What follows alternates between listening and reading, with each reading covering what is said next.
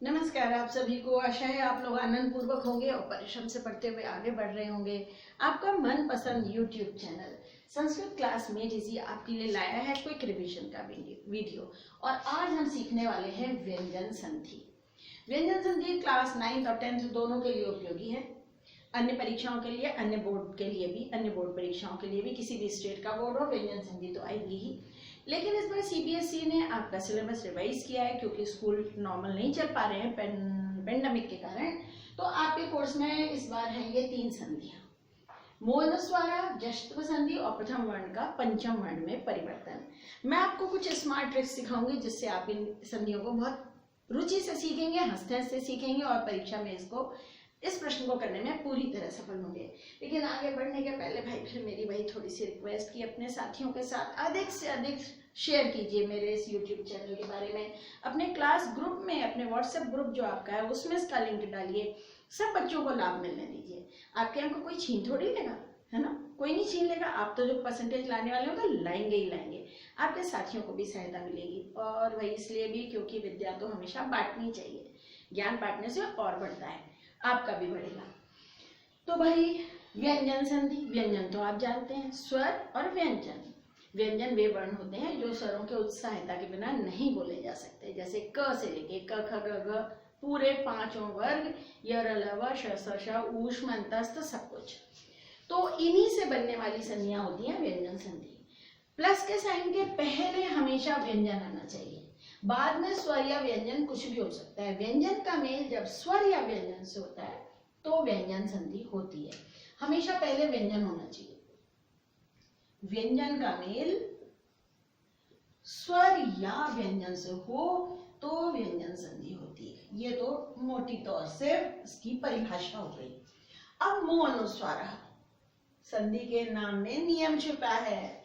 म का अनुस्वार में परिवर्तन, म की जगह अनुस्वार हो जाता है। अनुस्वार जैसे डॉट या बिंदी मत बोला करिए, आप संस्कृत पढ़ते हैं, ये अनुस्वार का चिन्ह है।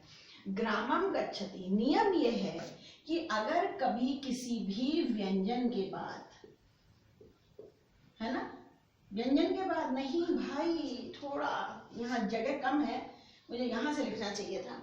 अगर कभी म के बाद कोई भी व्यंजन आ जाए, ये म लिखा है ना, म के बाद कोई भी व्यंजन आ जाए तो म अनुस्वार में बदल जाता है। मो अनुस्वार, म अनुस्वार में बदल जाता है अगर म के बाद कोई व्यंजन आए तो ग्रामम प्लस गच्छति, ये म हलंत है, आगे व्यंजन ग आ गया, नियम पूर्ण हो गया।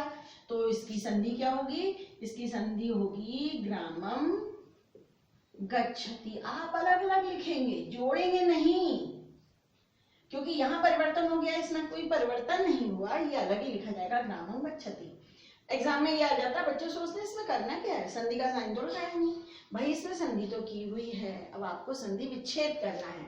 भोजनम ऐसे थोड़ी लिखा जाएगा, ये अनुस्वार म से बना है, आप संधि विच्छेद करेंगे।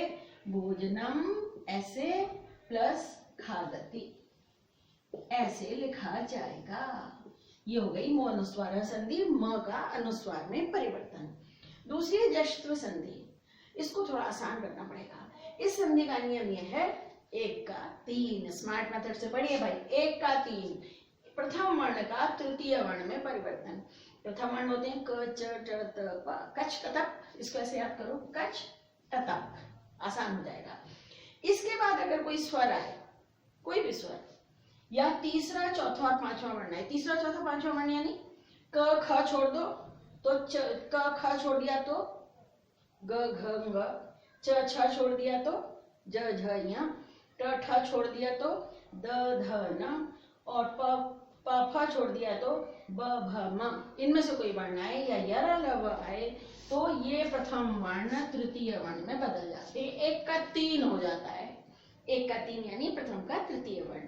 प्रथम वर्ण होते हैं कच टतप और तृतीय वर्ण ऐसे याद करो गज टतप। बोलने में बड़ा मजा आता है मेरे स्टूडेंट्स को। हाँ मैम, कच टतप गज टतप, कच टतप बदल जाएगा गज टतप में। बोलो, कच टतप और गज टतप, यहाँ ब्रेक करो, गज टतप। तो क बदलेगा ग में, अपने वर्ग में तो बदलेगा, दूसरे के वर्ग में कैसे बदल सकता है? च बदलेगा ज में। समझ लो क्लास में मॉनिटर चेंज हो रहा है। अगर मॉनिटर को चेंज किया तो उसी क्लास का दूसरा बच्चा मॉनिटर बनेगा ना, कि दूसरे सेक्शन में से तो नहीं ला सकते। सिंपल वही बात है, क बदलेगा ग में, च बदलेगा ज में, ट बदलेगा ड में, त द में, प ब में, मॉनिटर चेंज हो गए। अब देखो वाक प्लस ईशा, ये क प्रथम वर्ण है, बाद में ई आ गया स्वर, नियम पूर्ण हो गया। क किसे बदलेगा ग में, ये हो जाएगा वाग, क ग में हलन, उसमें ई जुड़ेगा वागीशः, वाणी का स्वामी, वाक मैंने वाणी। मानुषादपि, मानुषादपि विभेति, तुम मनुष्य से भी डरते हो, व्याकरण ने कहा था।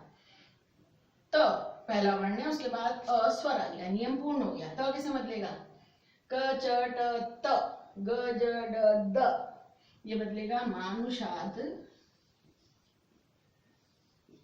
अब क्या होगा, त में द बनेगा, हलंत द, उसमें स्वर जुड़ जाएगा, मानुषादपि, द पूरा हो जाएगा मानुषादपि। ठीक कर रही हो ना।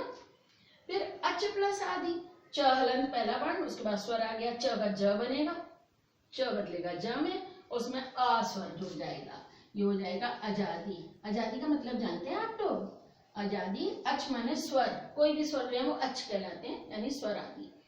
संधि विच्छेद करो, सम्य गुप्तम, बच्चे पढ़ते हैं मैम ये लिखा है सम्य गुप्तम, ये सम्य गुप्तम नहीं है। बाद वाला शब्द पहचानो, उकतम, इसको ऐसे करो, पहले उक्तम लिख लो।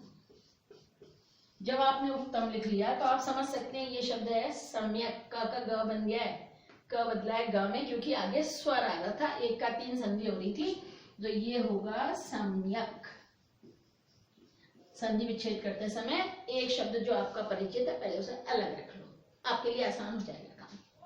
तो ये हो गई संधि 1 का 3, प्रथम वर्ण का तृतीय में परिवर्तन। ठीक, अब है प्रथम का पंचम वर्ण में परिवर्तन, इसको मैंने नाम दिया 1-5-5। 1-5-5 कैसे, प्रथम वर्ण के बाद कोई पंचम वर्ण आएगा तो प्रथम वर्ण अपने वर्ग के पंचम में बदलेगा, वही अपनी क्लास का मॉनिटर बदलेंगे, दूसरी क्लास का बच्चा नहीं लाएंगे। प्रथम वर्ण अपने वर्ग के पंचम में बदलेगा। अगर प्रथम वर्ण के बाद कोई पंचम वर्ण आएगा, पंचम वर्ण क्या, प्रथम वर्ण तो आपने सीख लिए थे कष्ट तक, तृतीय भी सीख लिए गजट तक, अब पंचम यंगणम, बोलो ना, यंगणम, यंगणम, यह ग य ण न म, कितना फनी है, यंगणम, कच तथा बदलेगा गणनम में, यानी क बदलेगा ग में, च बदलेगा य में, ट बदलेगा ण में, त बदलेगा न में, और प बदलेगा म में, अपने वर्ग में ही बदलेंगे भाई। तो इसके कुछ उदाहरण अभी हम देखते हैं, जैसे हमने लिखा सत प्लस मति, ये त के बाद पंचम वर्ण है म, तो त कहेगा मैं क्या करूंगा, यहाँ मैं अपनी जगह भी पंचम को ही भेजता हूँ, तो त थ द ध न, ये हो जाएगा सन्मति। सबको सन्मति दे भगवान, और आप विसर्ग लगाएंगे आगे ऐसे के ऐसे, लास्ट में कोई चेंज नहीं होता है। और एग्जाम्पल, ये त का ना होने वाले एग्जाम्पल तो हमें भाषा में बहुत मिलेंगे, कहीं लिखा जाए, यहाँ पर लिखते हैं, इसके कुछ एग्जाम्पल यहाँ पर लिखती हूं मैं, ये लो, ये संधि संख्या 3 है। लिखिए, देखिए, वाक प्लस मयम, वाक प्लस मयम, क प्रथम वर्ण है, उसके बाद म पंचम आया, क बदलेगा अपने पंचम में, ये हो जाएगा वांग मयम, वांगमयम, साहित्य, वांगमय का मतलब होता है साहित्य, जो वाणी से युक्त हो वो।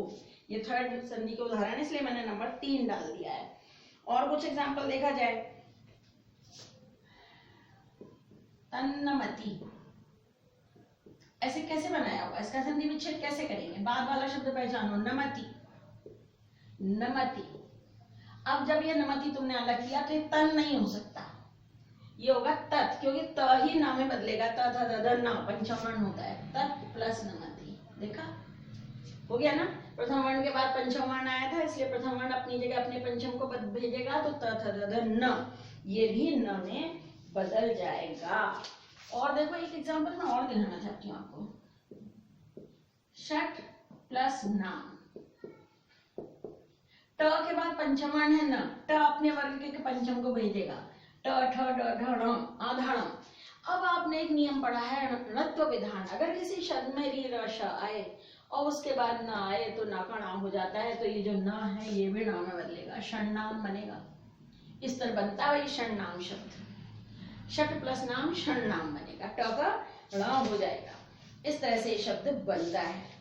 इस तरह से आप सब एग्जाम्पल अभ्यास कीजिए इस तरह से, और क्या होगा, सारी अनुप्रयुक्त व्याकरण आपकी किताब में से ही पूछी जाती है भाई, इसलिए कहीं कोई डाउट नहीं होना चाहिए। लेसन में जितने संधि समास के प्रत्यय पद के पद आए हैं उनको खूब अच्छी तरह से सॉल्व कर डालिए।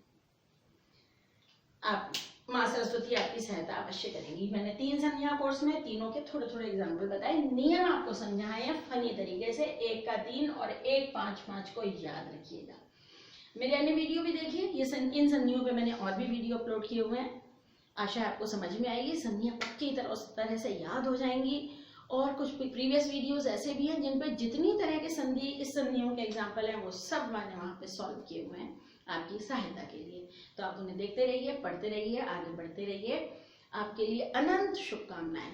अब आप इसका एक स्क्रीनशॉट लीजिए और इसको अपनी कॉपी में अवश्य उतारिए। नमस्कार।